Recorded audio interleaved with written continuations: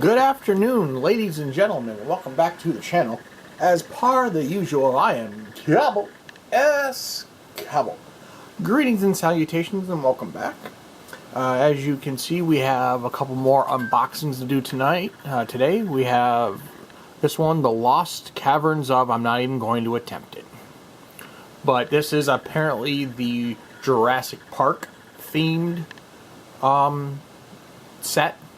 Per se, there's some foil Jurassic Park cards in here, but we'll find out eventually. But we're doing our boxing, and from my previous videos, we've seen that after the March of the Machines, there was the big controversy of them, the smaller packs, and the cost going up, and so on and so forth. Now, I bought this one, The Lost Caverns, and I also bought Murders at the Karlovac Manor. We'll get to that one later on, but the Lost Caverns was $59, and the Murders was $69. So we'll see what we get out of this box. Currently, we get 8 12-card Lost Caverns boot set boosters. So essentially, they're increasing a little bit of the size compared to the very few of them. I don't think this was a special edition. This was just a regular fat pack for that. But they have the Alt Art Traditional Foil Hit the Motherlode. The Universal Beyond Jurassic World Collector's Card, the box, 20 traditional lands, and the oversized spin down. So, without further ado, let's get into this. And if you're enjoying the content, please give us a like down below. And if you want to see more content, please subscribe, because there are many other things that we do besides Magic Gathering unboxing. I've been a player since '94, so yeah. So first off, we get this. Recover these lost artifacts to survive the depths of Ixalan. We'll say that. Ore cart, lantern, gnome, blowgun, aulic ball, torch, pickaxe, gearbend, whip, castellarium, jewelry, pirate hat, and ball and chain. So, nothing too fancy, but as we see, box is kind of traditional. A lot of extras, per se. They have, like, there's the oversized spin down 20. And I'm seeing a lot more of these. A lot of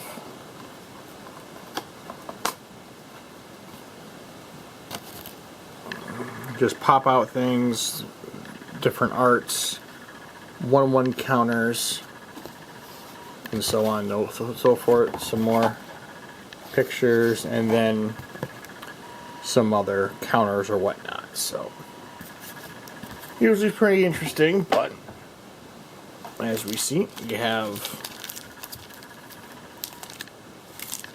1, 2, 3, 4, 5, 6, 7, 8. Yeah, they're all 12 cards, so we'll probably get a decent selection of stuff this time. Look at that. Look at that.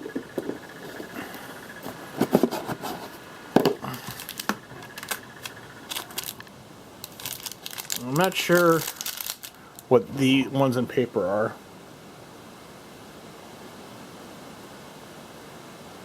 But we'll find out. This might be the Jurassic Park cards. Oh, yeah. They literally took characters from the original card and turned them into legendary creatures. Like Ian Malcolm, the Chaotic Tradition. Legendary creature, human, scientist, 2/2. Whenever a player draws their second card each turn, that player exiles the top card of their library. During each player's turn, that player may cast a spell from among the cards that don't own exiled with Ian Malcolm, and mana of any type that's spent to cast it. So, it looks like they literally gave that as a bonus card. Here's our 20 non-foil lamps, or 2 how-to-play cards. So I guess that's going to be the special card for Ian. So not bad. Took a good one of his good pictures, huh? But, so that's a bit different. Let's see, we got the booster packs over here.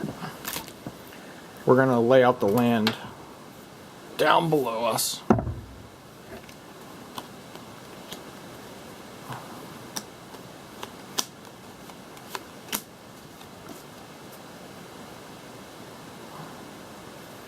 May be able to see it, may not be. I'll adjust the camera if need be. But just essentially the plains and the islands.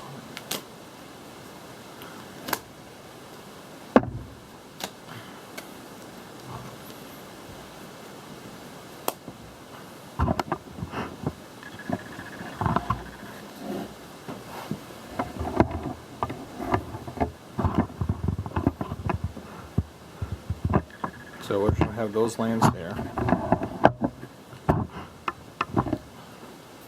So I have Ian up top. We'll open the next set. I guess these are just the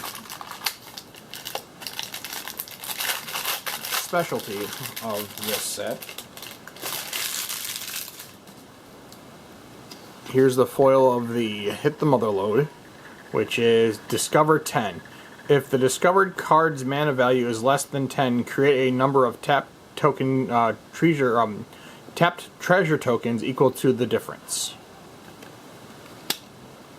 Then we have our foil lands, which are always pretty nifty.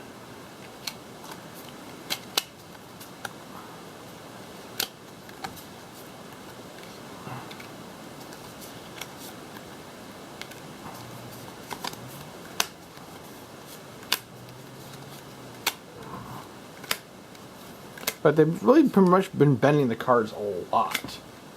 Because literally, it's not normal to see hollow lands just that bent to oblivion. But it's just the way it is. So, but without further ado, let's get into our first pack.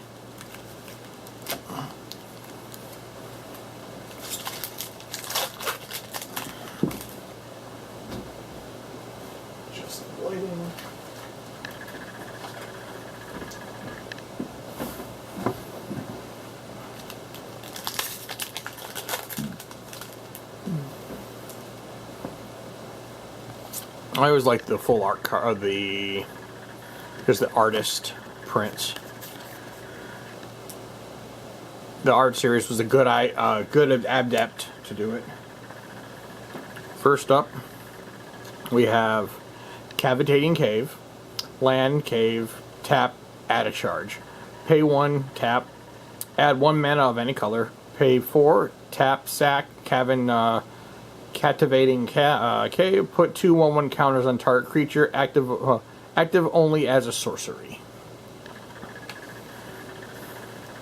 Then we have a Daring Discovery, 5-drop, 4 colorless, 1 red, sorcery. Up to 3 target creatures can't block this turn. Discovery 4. Exile this card from the top of your library until you exile a non-land card with mana value 4 or less. Cast it without paying its mana cost, or put it at the bottom into your hand.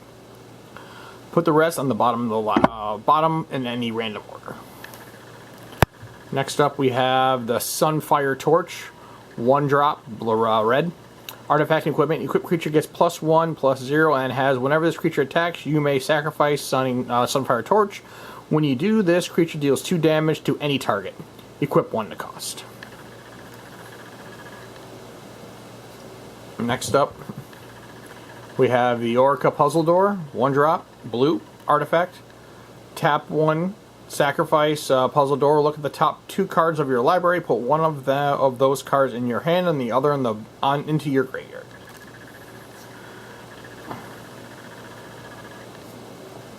Next up, we have the Volite Wander Glyph, 2-drop, 2/2, 1 colorless, 1 red, artifact creature golem. Whenever Volatile Wander Glyph becomes tapped, you may discard a card. If you do, draw a card. Be good for building a milling deck, or to give yourself closer to a couple other abilities. Pretty nice. Next up is Aberdate. 2-drop, 1 colorless, 1 red. Instant, choose one. Aberdale deals 3 damage to target creature or destroy target artifact.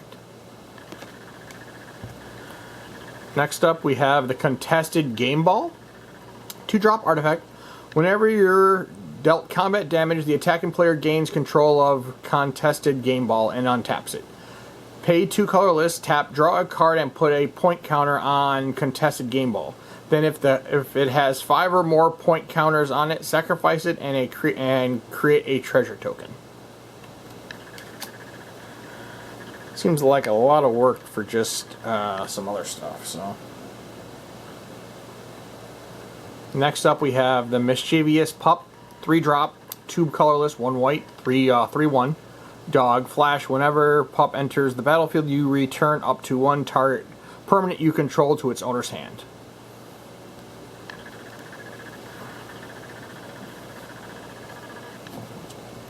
Next up we have Marketing Gnome.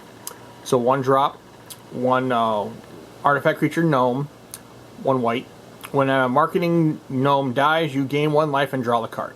When Market Gnome is exiled from the battlefield, when you're activating a craft ability, you gain 1 life and draw a card.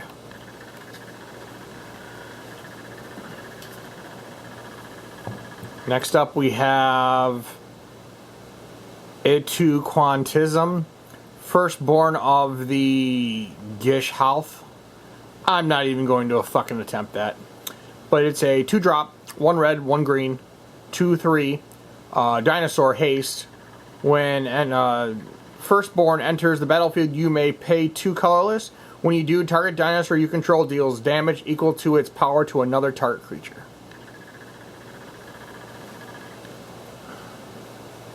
Looks like we got a double rare. We have the Kitesail Larcenist. Larcenist. 3-drop, 2 colorless, 1 blue, 2/3, human pirate, flying, ward 1. When enters the battlefield, when Kitesail enters the battlefield, for each player choose up to 1 other target artifact or creature that player controls. For as long as Kitesail remains on the battlefield, the chosen permanent becomes treasure artifacts with tap. Sacrifice this artifact, add 1 mana of any color, and lose all abilities. And then we have the Starving Revenant. It's a 4-drop, 4/4, 2 colorless, 2 black, creature spirit horror. When Starving Revenant enters the battlefield, survival 2. Then for each card you put on the top of your library, you may draw a card and you lose 3 life. Descend 8. Whenever you draw a card, if there are 8 or more permanent cards in your graveyard, target opponent loses 1 life and you gain 1 life. Interesting. Next up we have Enchanted Carriage. 5-drop, 4/4, artifact vehicle. When Enchanted Carriage enters the battlefield, create 2 1/1 white mouse creature tokens. Crew 2. Tap any number of creatures you control with total power 2 or more. This vehicle becomes an artifact creature until end of turn. So back to the vehicles. So it looks like they got the concept down of just a little bit of everything, commons and uncommons. So we'll see. Just keep going and see where it goes from there. So we're on to our next pack. And if we come across any doubles, I'm just going to say, oh, we already have that, or something along those lines. So just giving you a heads up. We have another fancy full art card. Which is, I just love the concept of the art series. Just pretty cool.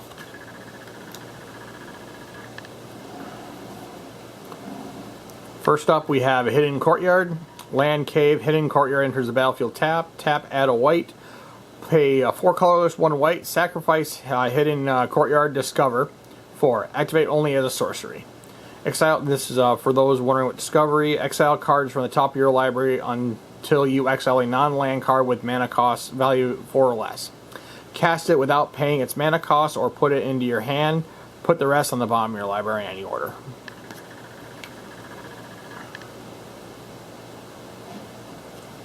Next up, we have the Brood Rage Mycard.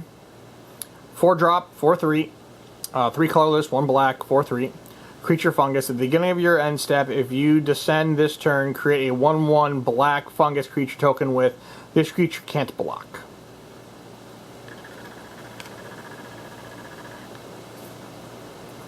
Next up, we have Echo of Dusk. 2-drop, 2/2. 1 colorless, 1 black. Vampire Spirit. Descend 4. As long as there are 4 or more permanent cards in your graveyard, Echo of Dusk gets +1/+1 and has a lifelink.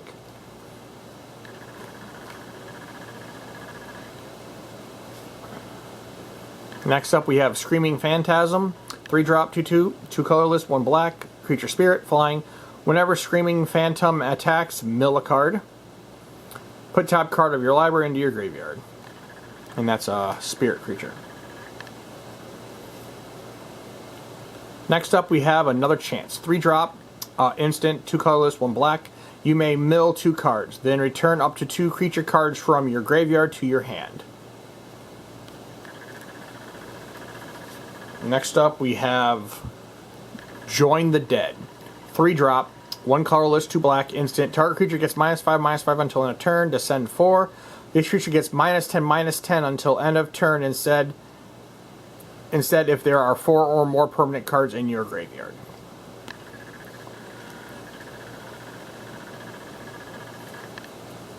Next up, we have the Scythe Claw Raptor.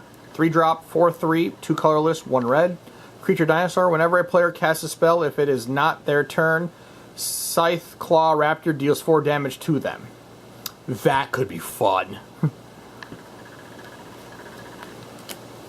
Was that Join the Dead? Was that comment or I was on comment? So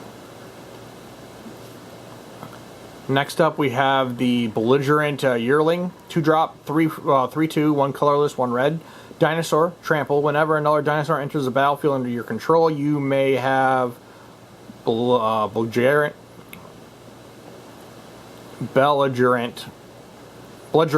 Yearling base power become equal to that creature's power until end of turn. Interesting.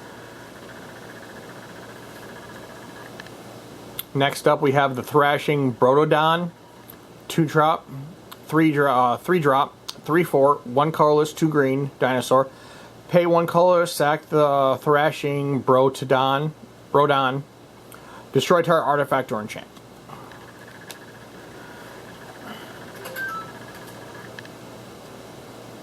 Next up, we have Master's Guide Mural. 5-drop, 3 colorless, 1 white, 1 blue artifact.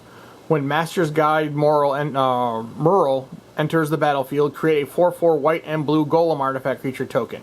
Craft with an artifact. 4 colorless, 2 white, 1 blue. Exile this artifact, exile a number artifact you control or an artifact card from your graveyard. Return this card from transformation under its owner's control. Craft only as a sorcery. That's going to be an interesting mechanic. And we have a single rare this time. We got the Alka of Palkar, First Among Equals. It's a 3-drop, 1/5, 2 colorless, 1 blue, legendary creature, Human Advisor. At the beginning of each player's end step, if an artifact entered the battlefield under your control this turn, look at the top 2 cards of your library, put one of them into your hand and the other into your graveyard. And then I'll homage to Indiana Jones, the Runaway Boulder. 6-drop artifact, flash. When Runaway Boulder enters the battlefield, it deals 6 damage to target creature and opponent controls. And it has a cycling. So they brought back cycling. Interesting.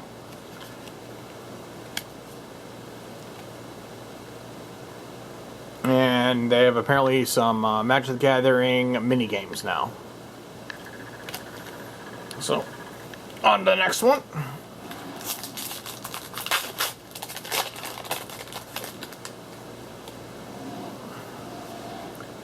Next up, we have another full art card.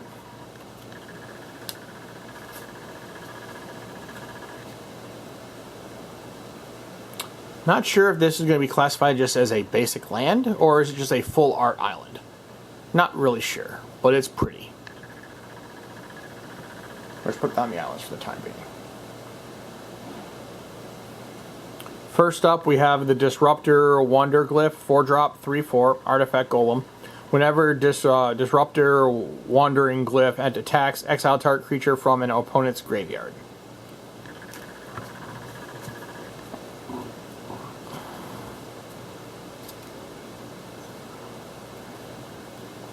Next up, we have the Codwork Wrestler, 1-drop, 1/2, blue, artifact creature gnome, flash. When Cogwork Wrestler enters the battlefield, target creature an opponent controls gets -2/-0 until end of turn.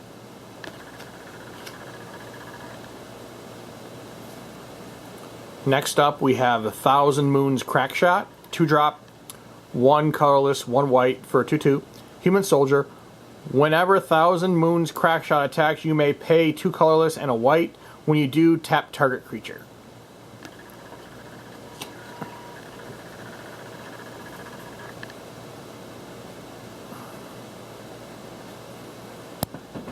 Okay, so next up we have the Scampering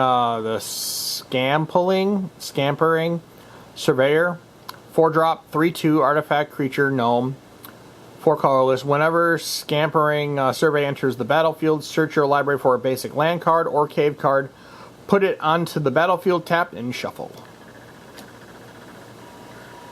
Next, we have Bat Colony, 3-drop, 2 colorless, 1 white, enchantment. When Bat Colony enters the battlefield, create a 1/1 black bat creature token with flying for each mana for a cave spent to cast it. Whenever a cave enters the battlefield under your control, put a 1/1 counter on target creature you control. Okay.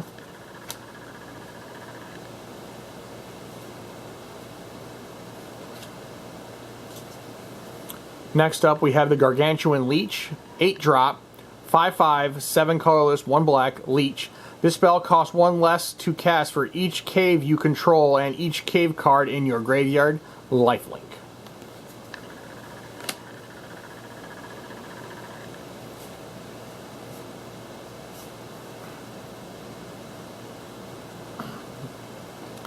Next up, we have Defossilize, 5-drop, sorcery, 4 colorless, 1 black.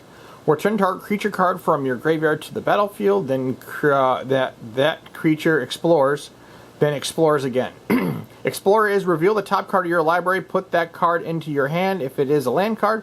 Otherwise, put a 1/1 counter on that creature, then put the card back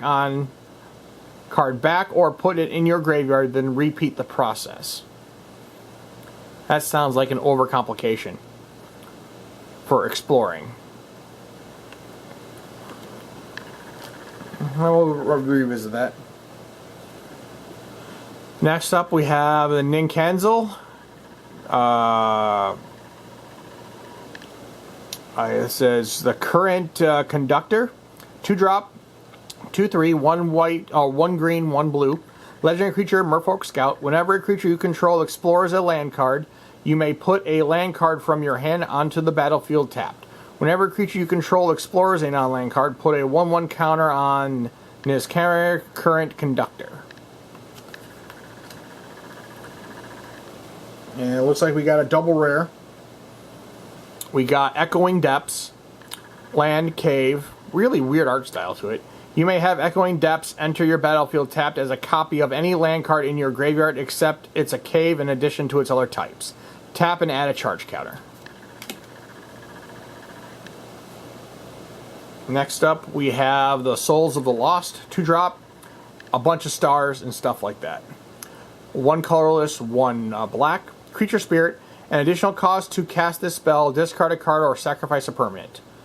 Fathomless Descent. Souls of the Lost power is equal to the number of permanent cards in your graveyard, and its toughness is equal to that number plus 1.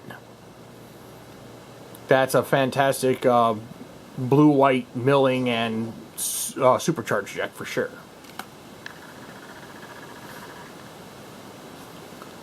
Next up, we have a Panicked Allosaur, 5-drop, 4/5, 4 colorless, 1 red, reach. Tap, Panicked Edisaur deals 2 damage to each opponent. That could be fun. And last up, an Evil Eye of Urborg. Apparently you're throwing it back too. It's a 5-drop, 4 colorless, 1 black, 6/3 creature eye. Non-eye creatures you control can't attack. Whenever Evil Eye of Urborg becomes blocked by a creature, destroy that creature. That's just not fun. Non-eye creatures you control can't attack. Whenever Evil Eye of Urborg becomes blocked by a creature, destroy that creature. Good God. That could be some serious fun. But it's a weird third throwback too, but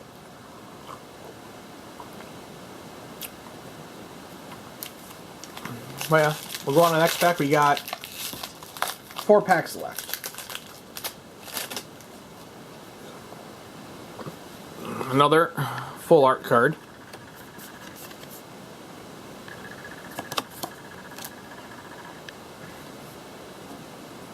Another full art mountain.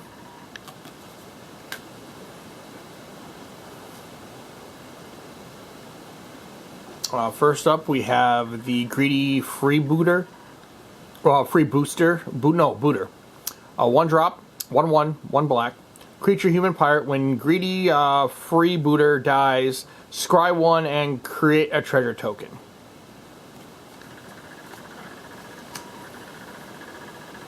Next up, we have Out of Air. 4-drop, 2 colorless, 2 blue, instant. This spell costs 2 less to cast if it targets a creature spell, counter target spell. So they're coming back to counters. Okay, we have another Runaway Boulder. We have the alternate art of the Firstborn. So, more tolerable. Maybe. Then we have the Rampaging Krytops. 5-drop, 5/4, 4 colorless, 1 red. Creature dinosaur. Rampaging Krytops can't be blocked except by 3 or more creatures.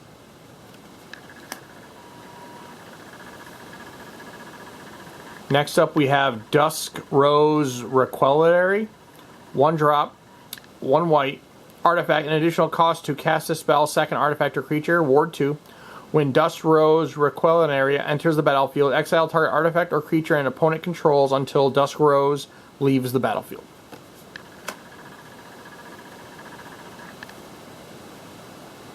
Next up we have the Bloodthorn Flail. 1-drop, 1 black. Artifact equipment. Equip creature gets +2/+1. Equip. Pay 3 colorless or discard a card.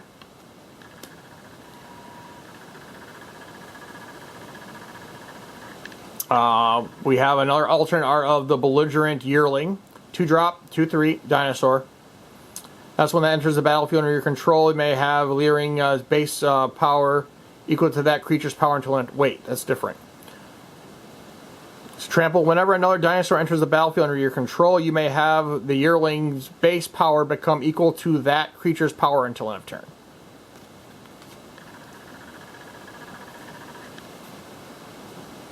Alright, then we have Restless Anchorage is our rare. So we got dual rare in this one. Land. Relentless Anchorage enters the battlefield tapped. Tap white or blue. Tap 1 colorless, 1 white, 1 blue until end of turn. Relentless Anchorage becomes a 2/3 white and blue bird creature with flying and still land. Whenever Restless Anchorage attacks creatures, create a map token. Next up, we hit the Mother Lode. We've already went through that one. Is that a rare? Yeah, it's a rare. Yeah, we have Vizzo's Inquisitor, 4-drop, 3 colorless, 1 black. Vampire Knight, 3/3. Sack another creature artifact, put a 1/1 counter on Vizzo's Inquisitor. It gains menace until end of turn. And then we have Aura Bards. 3-drop, 2 colorless, 1 red. Each enchantment deals 2 damage to its controller, then each we'll have to come back to that one. So we'll be right back, ladies and gentlemen. Stay tuned for part 2.